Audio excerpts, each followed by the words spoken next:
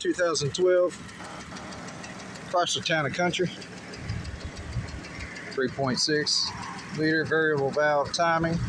Had a lifter ticking. We can hear it still making a noise, but it's a lot quieter. It's a lot quieter. Put the oil flush, motor flush in it, let it run for 5 minutes before we change the oil.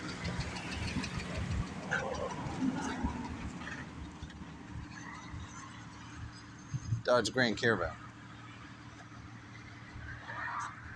It's a crew. It's for the crew. The 2 Live crew. With Ralph and Buster.